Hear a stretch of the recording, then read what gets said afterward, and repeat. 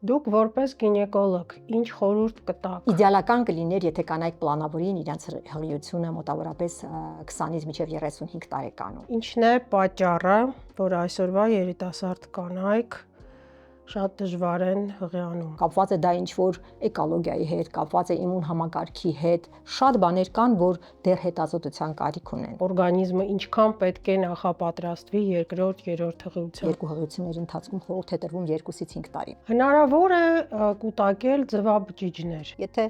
կինը ունի 20-ից ավել սառեցրած ձվաբջիջ իր ապագայի համար, նա ունի մոտավորապես 90% շանս, որ կունենա ապագայում երեխա։ Ձեր օգնությամբ լույս աշխարհ է գալիս մի երեխա, որին ոչ ոք չէր հավատում արդեն։ Դուք ինչ եք զգում այդ ժամանակ։ Երկրանք, մեծ երջանկություն։ Դա է մեր մոտիվացիան, մեր աշխատանքի։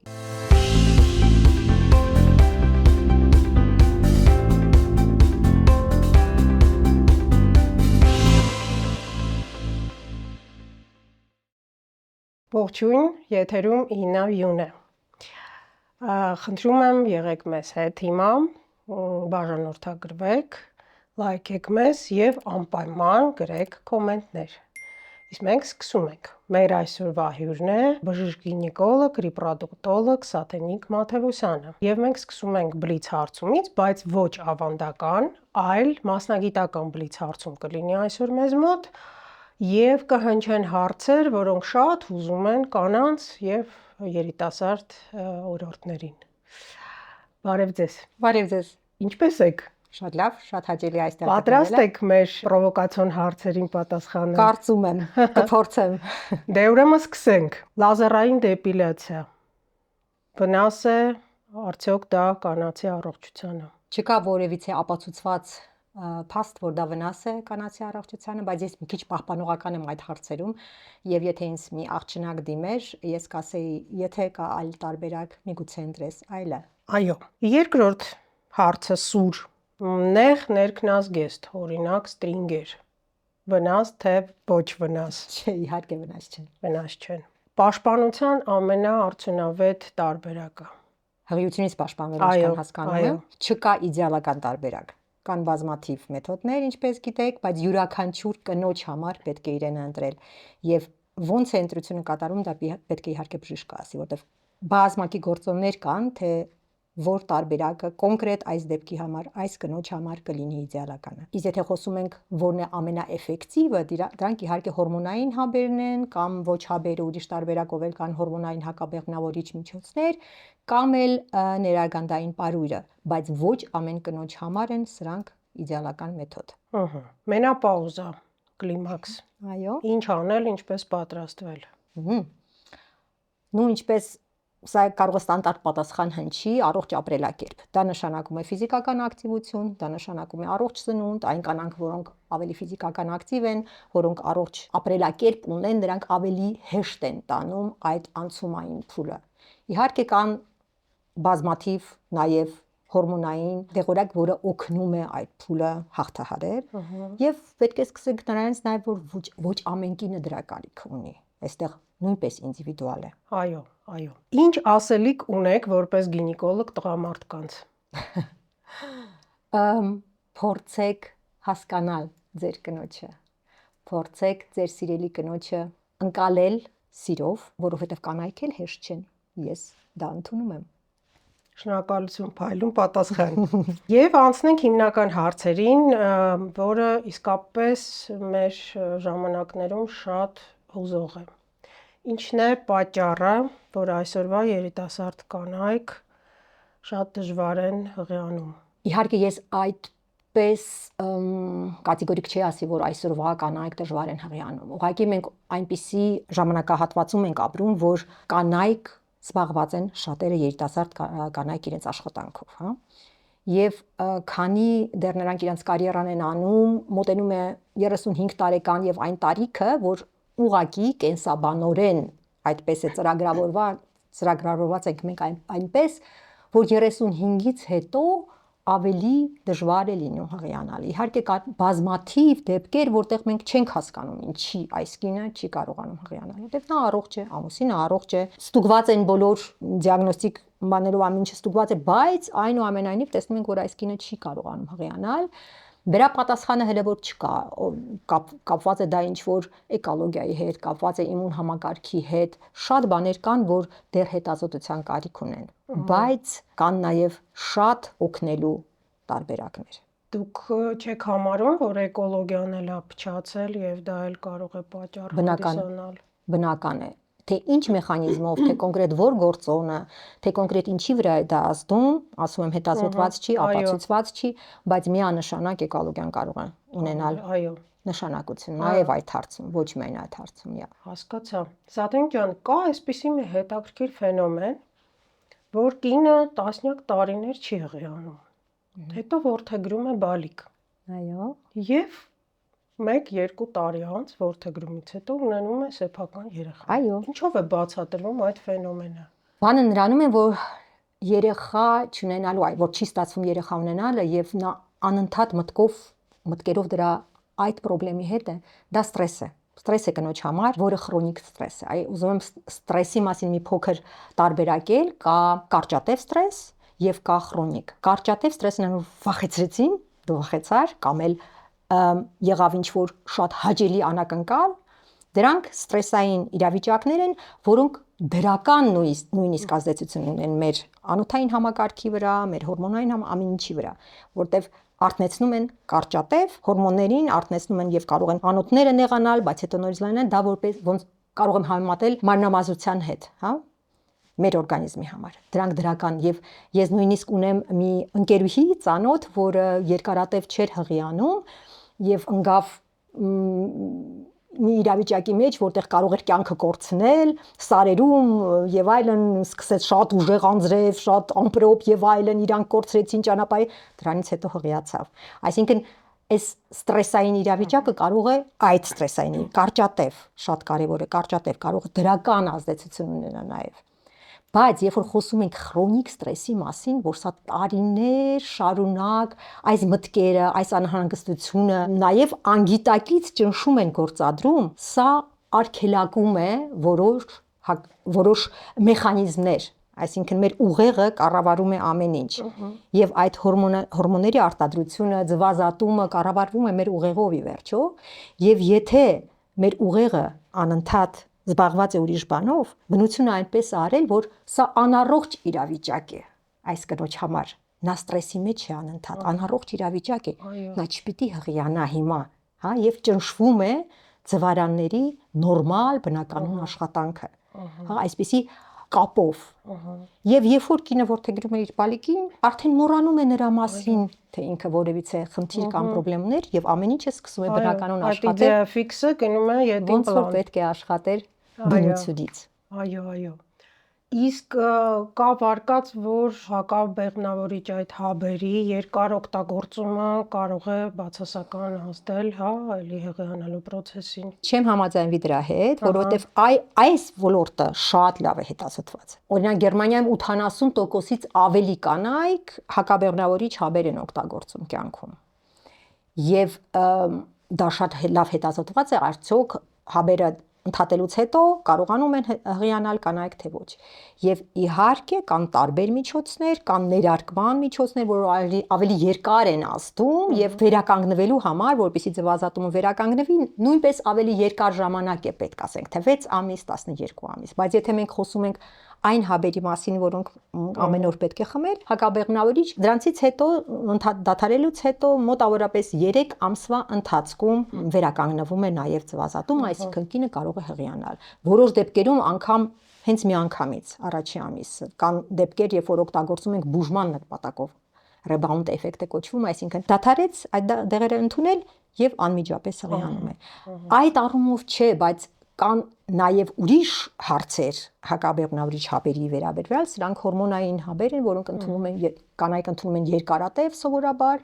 տարիներ շարունակ եւ ունեն նաեւ ուրիշ բացասական եւ դրական կողմեր։ Օրինակ, եթե քաղցկեղի մասին ենք խոսում, շատ մեծ մտավախություն կար հենց ի սկզբանե, արդյոք այս հաբերը կարող են քաղցկեղի ռիսկը բարձրացնել։ Քանի որ հորմոններ են, հա, որտեղ դրանք հորմոններ են։ Եվ շատ լայնածավալ հետազոտությունները ապացուցեցին մի քանի բան, նայած ինչ քաղցկեղի մասին ենք խոսում, շատ հետաքրքիր է։ Օրինակ, եթե խոսում ենք ձվարանների, արգանդի, լորձաթաղանթի քաղցկեղի մասին, այս դեպքում, եթե երկարատև ընդունում է, նվազեցնում է ռիսկը։ Եթե մենք խոսում ենք բայց արգանդի վզիկի քաղցկեղի մասին, մի փոքր ավելացնում է ռիսկը։ Շատ հետաքրքիր ինֆորմացիա է, որովհետև այս հաբերը ընդունելու ժամանակ արգանդի վզիկի լորձաթաղանթը իր պաշտպանողական ուժը մի փոքր կորցնում է, իսկ քանի որ այս քաղցկեղի պատճառը վիրուսն է, որը փոխանցվում է, փաստորեն պաշտպանվելը այդ վիրուսի դեմ պաշտպանողական ուժը կորցնում է նաև արգանդի վզիկը, հա։ Շատ հետաքրքիր հետազոտություն է, որը դա ապացուցել է, ինչ վերաբերում է կրծքագեղձին, օրինակ, կրծքագեղձի դեպքում նույնպես մի փոքր կարող է ռիսկը ավելանա, եթե իրանք երկարատև ընդունեն։ Դրա համար նորից եմ ուզում ասել, յուրաքանչյուր կնոջը պետք է ինդիվիդուալ մոտենալ եւ շատ հարցեր տալ։ Արդյոք ընտանիքում կա նախապայմաններ ունեցել են շատեր, օրինակ կրծքագեղձի հետ կապված խնդիրներ, հա, դա արդեն ունեցել են տրոմբոզ, ինֆարկտ, հա, ինսուլտ, այս սրանք գործոններ են, որ կարող է մեզ ասեն ստոպ, այս դեպքում հակաբեղմնավորիչ հաբերը ավելի լավ է խորհուրդ չտալ կոնկրետ այս կնոջը։ Հասկացանք, ընդունեցինք։ Ինչ եք մտածում ձվազատման տնային թեստերի վերաբերյալ։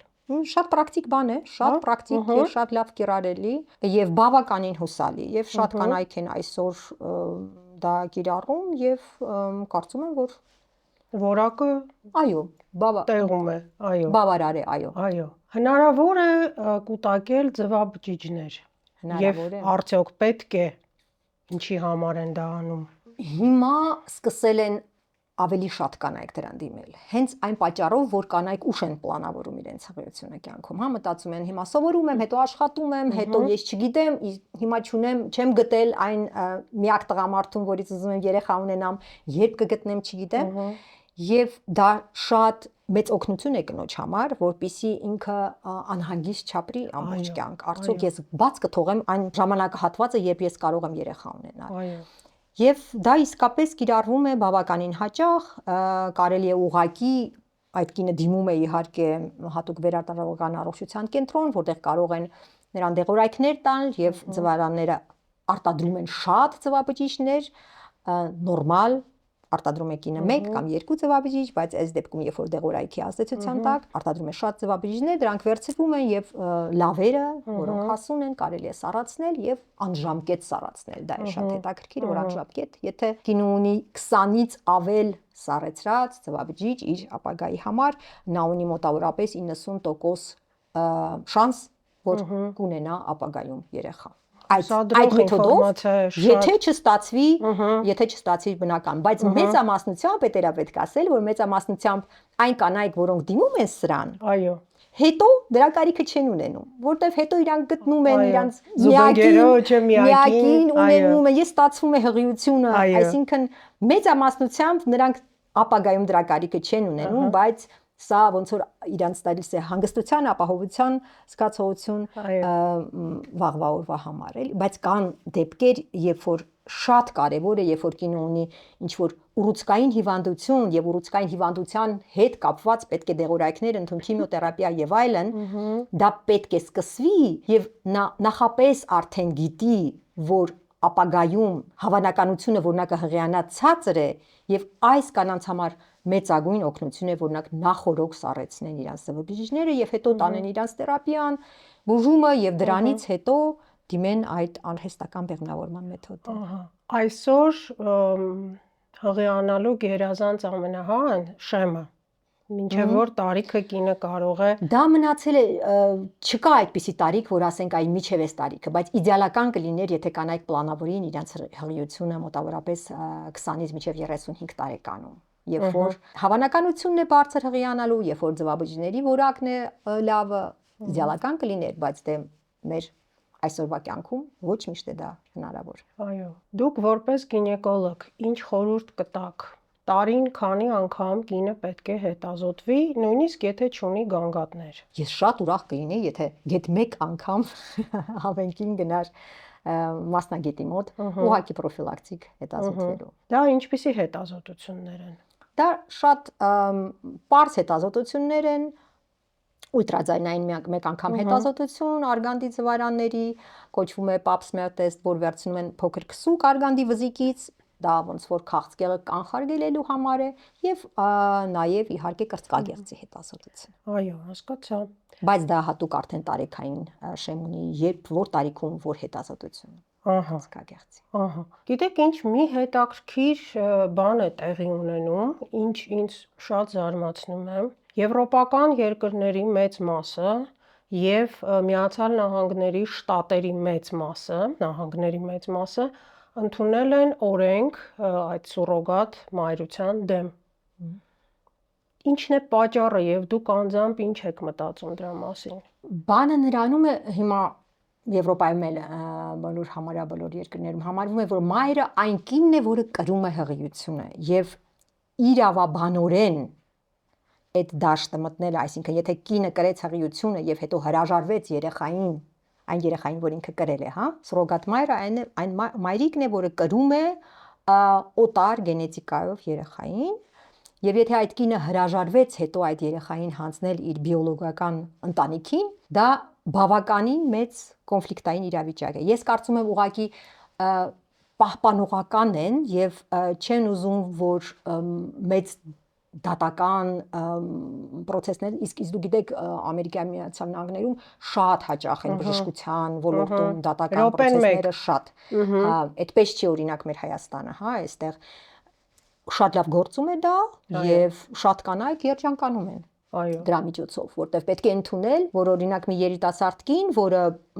ինչ-ինչ առումով արյունահոսության պատճառով ծննդաբերության ընթացքում նրա արգանդը հեռացվել է եւ նա չունի արգանդ եւ բայց ունի ձվարաններ, այսինքն կարող է իր երեխային ունենալ,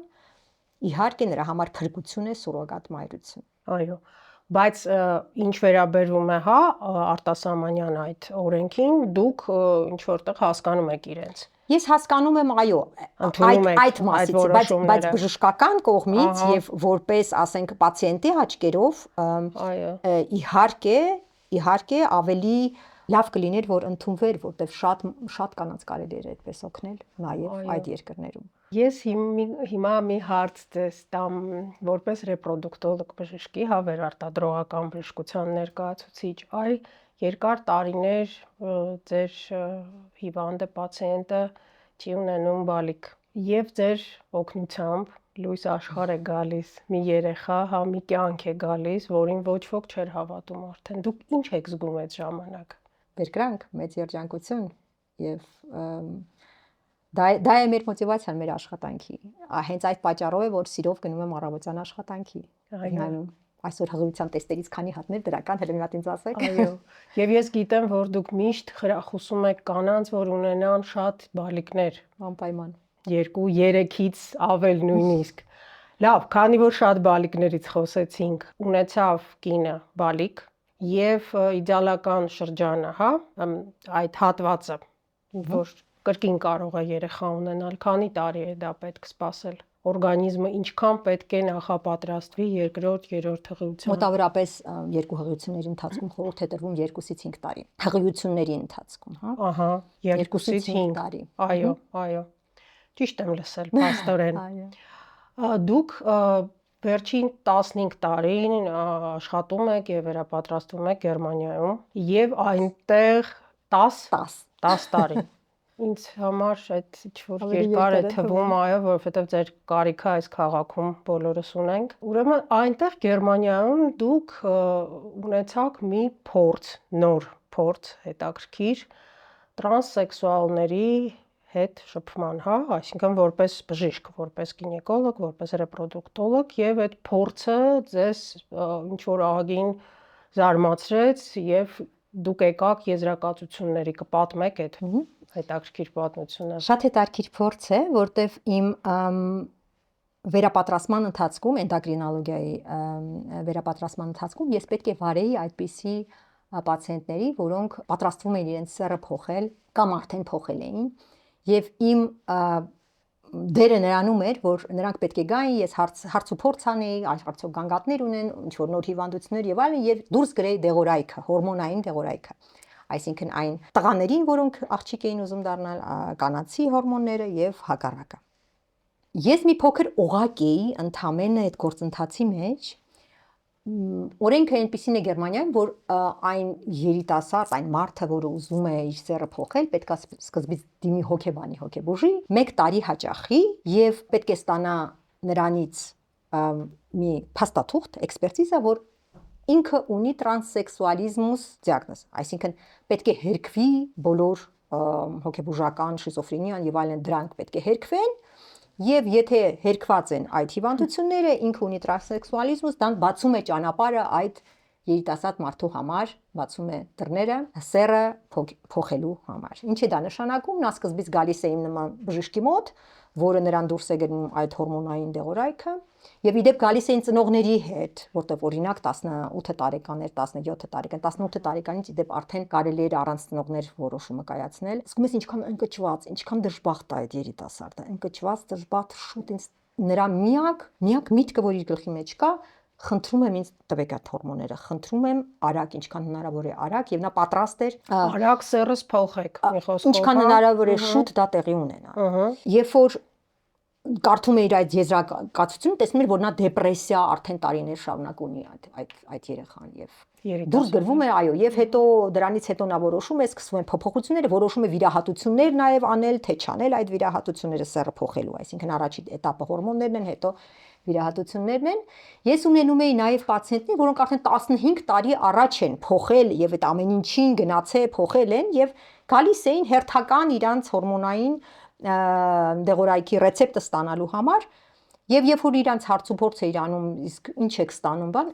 հակադեպրեսիվ պրեպարատները մնում էին,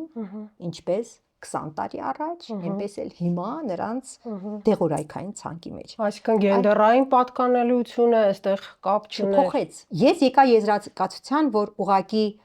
այս մարդիկ, որոնք օգնության կարիք ունեին, ուղղակի թե որ տարիքում, դա 15 էր, 16 էր, 20 էր, երիտասարդ էին, նրանք ինքներ չէին հասկացել, թե որն է պատճառը, այսինքն այդ պատճառը չէր բացվել հոգեբանի կողմից, հոգեբուժի կողմից, եւ դա ինձ մի քիչ շատ ցավ էր պատճառում, որ փաստորեն հասարակությունը մի քիչ մակերեսոյն է այս խնդրին վերաբերվում։ Այսինքն ես կարող եմ վստահ ասել 95% այցելուներից, որոնք ես շատ այցելուներ ունեցել, հա, մոտավորապես երևի մի 1000 հոգի, 95%-ը մնացել էին հակադեպրեսիվ պրեպարատներով, ասենք 40 տարեկանում, 50 տարեկանում եւ այլն, եւ որ նրանք ներս էին մտնում, դրանք երջանիկ մարդիկ չէին ամենևին, եւ գոնե միայն երևի մի 5%-ը, որ իսկապես լիարժեք իրանց արդեն լավ եւ երջանիկ էին զգում նոր մարմնում։ Դա մի քիչ ցավալի է, դա հուսով եմ, որ մի օր դրան կանդրադառնան, որ միգուցե ավելի խորը հետազոտեն այդ մարդկանց, թե ինչի են իրանք ուզում սեռը փոխել, ինչն է պատճառը։ Նրանք, ես համոզված եմ, ունեն այլ խնդիրներ ընտանիքում, իրենց ընկերական շրջապատում, որը ուղղակի չի բացահայտվում իմ կարծիքով մակերեսային մոտեցման պատճառով։ Սա շատ կարևոր բան հնչեցրեցիք։ Եվ ես ուզում եմ, որ այսպես դուք բառացի մեր հայրենիքի, մեր Հայաստանի երիտասարդներին, մեզ մոտ իհարկե քիչ է, չէ, տոկոսը կարծում եմ այդ խնդրի, բայց կա, ես ինքս իմ ուսանողների շուրջ շատ եմ հանդիպել նման երիտասարդներ, երբեք չեմ դատապարտել, երբեք չեմ քննադատել, միշտ փորձել եմ շատ սրտանց պաշտպանել կուրսեցիներից, հա, որոնք կարող էին քմծիծաղով վերաբերվել եւ այլն, բայց ես խնդրում եմ, որ դուք բառացի ասեք, որ մտածեն քայլեր, հա, անելուց առաջ։ Իրանք ուղղակի իրանց մտածելը բավարար չէ, իրանք համոզված են, որ դա է իրանց խնդրի լուծումը, հասկանում եք, իրանց պետք է օգնություն, օգնական։ Ուրեմն կոչ անենք մեր հոգեբուժներին եւ հոգեբաններին, այո, որ ծնողներին, որ գնան գտնեն ճիշտ հոգեբան կամ որը կարողանա իսկապես խնդիրը ջրիերես հանել ու այդ մարդկանց օգնել, որտեղ նրանք ուղղակի օգնության կարիք ունեն։ Այո։ Ես ունեցել եմ նաև մեկ անձ, որը տղամարդ էր դարել, արդեն եւ հետաքրքիրն այն, որ նայում ես չես տարբերի, ամենևին։ Գեղեցիկ տղամարդ, շատ լրիվ ոչ մի բանով չես տարբերի, որ ինքը առաջկին է եղել, եւ եկավ ինձ ասեց, որ գիտեք, ես փոշմանել եմ, ես տեսնում եմ իմ գերուհիները բալիկներ են ունեցել, բան ես էլ եմ ուզում, արդեն ինչ որ արդեն իրա կենսաբանական կոչներ էլի, ինքը ծնված էր կին։ Եվ հարցնում էր, իսկ կարելի է, իսկ հնարավոր է ես վերադառնամ։ Ըստ մեր հայկական օրենքների էլ է, այդպես առաջնայինը պետք է դիմեն հոգեբուժերին, հա, եւ հոգեբաններին։ Ես չեմ տեղեկացել, թե ինչպես է մեր գործող օրենքը դրա վերաբերյալ։ Ես չեմ կարծում, որ օրենքով սահմանված արդեն ինչ-որ գործընթաց ունենք։ Լավ, երբ կունենանք հյուր իրավաբան, մենք այդ հարցը կբարձրացնենք անպայման, որպեսզի հասկանանք, որտեղից հա պետք է սկսել աշխատանքը։ Սաթեն ջան, կա մի վարկած, որը իմ կարծիքով հորինել են տղամարդիկ, բայց ես կարող եմ սուբյեկտիվ լինել, դուք կարծում եմ ավելի օբյեկտիվ կպատասխանեք, կա այդ վարկածը հնչում է այսպես, որ տղամարդիկ ունեն ավելի մեծ ֆիզիոլոգիական սեքսուալ պահանջներ եւ դա է շատ հաճախ պատճառը, որ նրանք փոխում են հաճախ իրենց զուգընկերներին, դավաճանում են հաճախ, ցավ են պատճառում եւ այլն, այդպես է դա։ Պրովոկացիոն հարց եք տալի, ես կին եմ։ Ոչ։ Մի փոքր կարող եք լինել սուբյեկտիվ, հասկանալի է։ Բայց փորձեմ որպես բժիշկ այդ հարցին պատասխանել։ Կինը ունի հորմոնային տատանումներ, շատ ավելի շատ, քան տղամարդը իր վնասդով ֆիզիոլոգիա։ Կա այսպես հորմոնային տատանում ցիկլի ընթացքում, որի մեջտեղում կատարվում է ձվազատումը եւ այդ ժամանակ հորմոնները ասենց բարձրանում եւ իջնում են եւ այդ պիկն է։ Եւ այդ փուլում, երբ որ ձվազատում է կատարում, կանանց լիբիդոն բարձրանում է։ Եվ դա բնությունը ստեղծել է, որտեղ լիբիդոն բնության կամ Աստծուց մեզ տված ինչի համար է, որ մենք կարողանանք վերարտադրել մեզ նմաններին։ Եվ այդ ժամանակ հենց բնությունը այդպես է արել, որ երբ որ ձվազատումը տեղի ունենում, կինը ավելի գրավիչ դառնա տղամարդկանց համար եւ նաեւ լիբիդոն է բարձրանում կնոջ։ Դրանից հետո երբ ձվազատումը տեղի է ունենում, արդեն այն փուլն է, որ իջնում են բոլոր հորմոնները, արդեն կնոջ լիբիդոն մի քիչ իջնում է։ Այսինքն նա դա պաշտպանում է բնությունը, որ եթե դու հղիացել ես այդ ընթացքում, արի հիմա մի քիչ հանգիստ, քեզ հանգիստ է պետք որ պաշտպանես քո ապագա բալիկին։ Շատ հմուտ եւ ինչպես մտածված է բնության կողմից։ Այս փոփոխությունները տղամարդիկ չունեն եւ եթե մենք ինչ-որ մաթեմատիկորեն ենք խոսում դրա մասին, նրանք ավելի կոնստանտ է նրանց լիբիդոն եւ եթե մենք տարվա ընթացքում նայենք քանի օր է լիբիդոն բարձր կնոջ եւ տղամարդու, կստացվի որ տղամարդու, բայց չէ որ լիբիդոն մենակ հորմոններով չի պայմանավորված, չէ որ դա էմոցիոնալ վստահության ուղեղ եւ ամենի չէ որ մենք մարդ էակ ենք եւ կարծում եմ ավելի խորը եւ ավելի ճիշտ պատասխան ձեզ սեքսապաթոլոգները կտան, ես դրա մասնագետը չեմ, բայց այսքանը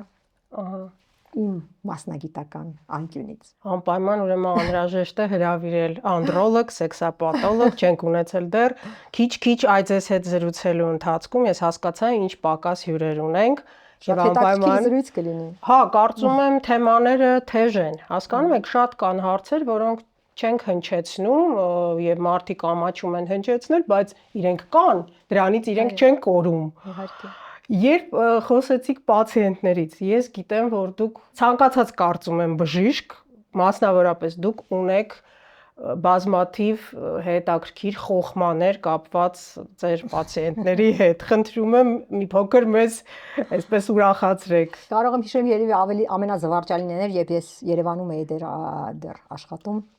Մարգարան ծննդատանը իմ գոլեգան էլ, եթե ես հաղորդումը դիտի, իմ հետ մի խոսքով ասեցին շտապ իջեք Բաքում, շտապօգնության մեքենայի մեջ կինը ծննդաբերել է արդեն։ Ու այդպես բան լինում է, դա նորմալ է, այսինքն ծննդաբերությունը արագ է ընթացել եւ ծննդաբերել է իջանք բոլորս, եւ տեսնենք այսպես տեսարան շատ հետաքրքիր մի վախեցած բժիշկ, վախեցած աչքերով կանգնած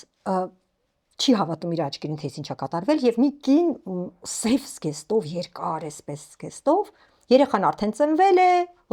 փառք Աստծո, առողջ երեխա արդեն ձայնն ենք լսում երեխայի եւ այլն, ես կին այսպես աչքերը փակել դեմքը շուռ է տվել, ոչ մեկին չի ուզում տեսնի,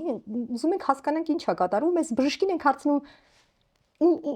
ծնդաբերելը լավ է, բայց ինչի եք սենց անհանգիստ։ Ախր գոլեգա ջան, ես սուր որովայնի կանչ եմ ստացել։ Ոնց սուր որովայնի։ Հա, ասում եմ, ես ինձ ասեցին սուր որովայնի կանչա գնացեք, չգիտեմ, մասիվի որտեղից, կնոջը բերեք վիրաբուժական բաժանմունք։ Գնացի, վերցրեցի, տարա վիրաբուժական բաժանմունք, վիրաբուժները նայեցին, մի քիչ շուրջը պտտվեցին, ասում ինչ որ մի բան է, ինչի տարեք գինեկոլոգիա։ Եվ ընթացքում էլ արդեն շատ կարճ ճանապարհ էր Պրոշյանի հիվանդանոցից մինչև Վարդգարյան ծննդատուն, երեխան ծնվում է, եւ ես խեղճ վիրաբույժը վախեցած, որտեղ ինքը մասնակցել ու չգիտեր, որ կինը հղի է։ Փաստորեն հիմա գնում ենք արդեն դեպի կինը, հարցնում ենք. «Տիկին ջան, ինչու չէիք ասում բժիշկներին, որ դուք հղի եք»։ Ինքը ասում է. «Ես չգիտեի»։ Ասում եմ. «Ո՞յ չգիտեի, որ հղի»։ Կան որոշ երեխաներ ունեք, ասում են, «Այո, ես ինքդ երեխա ունեմ»։ Բա ո՞նց կարող եք չիմանալ, որ դուք հղի եք։ Բայց շատ զվարճալի էր, ասում եմ, դե իմ մոտ որ սկսեց ֆիզիոլոգիական փոփոխությունները, ես արդեն 40 հակինը 44 տարեկան էր, իմ հարևանը ասեց, դե քեզ մոտ սկսվել է մենոպաուզա, դաշտանադադար, մի անհանգստացի, ասեցի լավ, բա փորիկը չի մեծացել։ Մեծանում էր, դե մյուս հարևանս էլ ասեց, դա միոմա է, մի անհանգստացի, համարյա բոլորը մեր գյուղում այդ միոմայից ունեն։ Ասում եմ, դուք տես չդիմեցիք բժշկի, չէ, ես չդիմեցի բժշկի, ասում եմ, երբ իմացաք, որ դուք հղի նոր, երբ որ երեխան ծնվեց, ասում եմ, ո՞րն է ձերդ գյուղը, ասենց չեմ ուզում անունը տալ, հրաշքների գյուղը, ասեց հրաշքների գյուղից, ասում եմ, բա ինչ էիք անում Երևանում այսօր, ասում եմ, թաղման էի եկել, խեղճ Թաղման ընթացքում ցավերը բռնում է։ Ֆենոմենալ պատմություն։ Զանգում են շտապօգնություն ցավերով։ Այո, իսկ հետաքրքիր է, մի խումբ բժիշկներ չգնացին այդ գյուղը եւ չանցկացրեցին լեկցիաներ, հա, մարդկանց չպատմեցին, թե ինչպես է հղիությունը տեղի ունենում ընթանում եւ այլն։ Հետաքրքիրը պատկերացնում եք 5-րդ զավակով ինքը վերադառնում է հրաշքների գյուղ եւ գյուղացիները տեսնում դու գնացել ես թաղման, բայց հա, հարստությամբ հետ վերադարձար։ Ինչպես հնչեցրեցինք, 10 տարի արդեն աշխատում եք Գերմանիայում եւ ինչ որ նորարարական միջոցներ, ինչ որ նորարարական ինովացիոն տեխնիկաներ այնտեղ բժշկական տեսել եք։ Այո, իհարկե, ես բոլոր առաջնային օղակից սկսած մինչև համալսարանական կլինիկա աշխատել եմ եւ շատ ուրախ եմ, որ ամեն օղակում ինչ որ փորձ եմ ձեռք բերել։ Առաջինը իհարկե դա ուռուցքաբանությունն էր, որ այն ժամանակ 10 տարի առաջ կտրուկ տարբերվում էր եւ հիմա բարեբախտաբար շատ ավելի լավացել է որակը նաեւ Հայաստանում, բայց ամենակարևորը, որը ես հասկացա այնտեղ, դա կազմակերպումն է աշխատանքի, որտեղ բժիշկներ անհատներ տաղանդավոր, շատ խելացի, կան նաեւ Հայաստանում ոչ քիչ, այլ շատ, ինչպես նաեւ Եվրոպայում, բայց համակարգը այնպես է արված, որ պացիենտը իր գանգատից միջև ճիշտ բժշկական օգնությունը ստանալը ավելի շատ է ապահովագրված բժշկական սխալից։ Այդ կազմակերպչական այդ օղակն էր, որ ինձ շատ ուրախացրեց, ընցեց եւ ասացի, այս սա է Հայաստան պետք տաներ, օրինակ շատ փոքր օրինակ բերեմ, դա ծնարանում աշխատանքներ, որտեղ ծննդաբերությունը կեսարան հատումը թե Աֆրիկայում, թե եվրոպական զարգացած երկրում լինի։ Նույն ձևով կատարվում է եւ կարող է Աֆրիկայում ինչ որ մի հատ վիրաբույժ իրականում ավելի լավ կատարի, քան թե Գերմանիայում այդ պահին սկսնակ հերթապահ բժիշկը։ Ընդունում եմ դա։ Բայց կազմակերպչական մի պահ կա, որ օրինակ եթե դա շտապ կեսարան հատում է եւ պետքա 2-5 րոպեվա ընթացքում այդ բալիկին հանել ինչ-ինչ պատճառներով, ապա այնտեղ մի հատ զանգեր, հա, օրինակ 1-2 հեռախոսով եւ այդ զանգը ստանում էին բոլոր այն անձնակազմը, որոնք պետք է ներկա լինեին կեսարան հատման ժամանակ։ Հա, դա անեստեզիոլոգն է, դա մանկական բժիշկն է, դա բոլոր օպերացիոնի քույրերն են, նրանք 1 րոպե չանցած հայտնվում էին բոլորը հսկական կլինիկաներում, չէ, հսկական, ոնց որ մի քաղաք կլինիկայի չափը 1 րոպե չանցած բոլորը հայտնվում էին վիրասրահում, այսինքն միջև դու հասցնես այդ պացիենտին, որը շտապ վիրահատության կարիք ունի մտցնես վիրահատության սրահը, բոլոր անձնակազմը հայտնվում էր այնտեղ։ Այդ դա ինձ ցնցեց, ասում, բայց սա պարզ բան է, սա շատ հեշտ է կազմակերպել, ինչու մենք սա չենք արել։ Այսինքն բաներ կան, որոնք իհարկե պետքա սովորել, շատ լավ կլիներ, կազմակերպչականը առաջի հերթին եմ ուզում դասել։ Այո, եւ եթե դուք Աստված տա Ես հույս ունեմ, որ դուք կվերադառնաք Հայաստան եւ կշարունակեք ձեր բժշկական գործունեությունը, ինչ կփորձեք փոխել։ Հենց առաջինը դա, ինչքանով ես կարողանամ, եթե անգամ վերադառնամ, ես իմ գործն եմ անելու, ես չեմ առողջապահության կազմակերպումով չեմ զբաղվելու, բայց ինչքանով ես կկարողանամ այդ փորձը փոխանցել եւ դրա մասին պատմել այն իմ գոլեգաներին, որոնք առողջապահության կազմակերպումով են զբաղվում, ես կփորձեմ այդպիսի բաները պատմել, որպեսզի կիրառվի նաև մեր մոտ։ Դուք արդեն որ երրորդ հյուրն եք, մասնագետ, որը բողոքում է համակարգի խնդիրներից։ Ցավաբան ունեցել ենք, հոգեբաններ ենք ունեցել, բոլորը ասում են, որ մենք այսպես անհատ մասնագետներ ունենք, բայց մենք չունենք համակարգ։ Եվ այդ համակարգի կաղելը այսպես տպավորություն է ստեղծում, որ մեր առողջապահությունը բավականին ցածր մակարդակի է։ Դուք ինչ խորհուրդ կտաք այսօրվա ուսանողներին, ապագա բժիշկներին։ Սովորել եւ ոչ միայն Հայաստանում, այլև բոլոր այն երկրների փորձը, որտեղ կարող են ինչ որ բան հիմա վերապատրաստվեն շատ եւ Գերմանիայում էլ այնպես, որ այստեղ էլ արդեն դառնել, որ պետքա վերապատրաստվես, որ կարողանաս ընդհանրապես լիցենզիան քո շարունակվի, որ կարողանաս ընդհանրապես աշխատել։ Դու իրավունք չունես աշխատել, եթե 5 տարվա ընթացքում X քանակի վերապատրաստումներ չես արել։ Եվ դա էլ է շատ լավ կազմակերպված։ Այդ վերապատրաստումների ձևերը բազմաթիվ են։ Ինչ ձևով ուզում ես գնա դասախոսությունները լսի, ուզում ես ամսագիրը ստացի, կարդա եւ նշի ճիշտ պատասխանները, on-line արա դա, քո ինչպես այդ պունկտեր են ասում, այդ պունկտերը ավելանում են եւ պետք է X պունկտեր լինի, որ քեզ թույլ տան ընդհանրապես, որ դու շարունակես աշխատել, կապ չունի ինչ մասնագետ ես դու։ Որովհետեւ ես բազմաթիվ բժիշկներից նաեւ լսում եմ, որ դե մենք չունենք ֆինանսներ, մենք չենք կարող մեկնել ճանապարհածախս հյուրանոց, մենք չենք ֆինանսավորում եւ այլն, բայց այսօր այս դարում շատ տարբերակներ կան, դու տանը նստած կարողանաս վերապատրաստվել, թեկուզ կարդալով on-line եւ այլն։ Բազմաթիվ, եթե առաջ սովետական միության ժամանակ Մոսկվաներ, որ հնարավոր էր, հիմա բազմաթիվ հնարավորություններ կան եւ դա շատ կարեւոր է, որտեվ ցանկացած բժիշկ, ամենափայլուն բժիշկը, երբ որ այն պահին, երբ որ ասեց ես ամենալավն եմ, սկսում է նրա անկումը։ Այո։ Դրանում ես համոզվել եմ բազմակի անգամ։ Եթե չես շարունակում սովորել, սկսում ես դեգրադացվել։ Հաստատ։ Իսկ դուք տեղյակ եք այսօրվա դրությամբ Երևան քաղաքի ամենալավ կլինիկան ծննդաբերելու համար։ Չէ։ Դա ես իրավասու չեմ ասել, ես առաջին հերթին ես տեղյակ չեմ։ Ասել 10 տարի այստեղ չեմ աշխատել, երկրորդը վստահ եմ, որ յուրաքանչյուր կլինիկա, որը հիմա Հայաստանում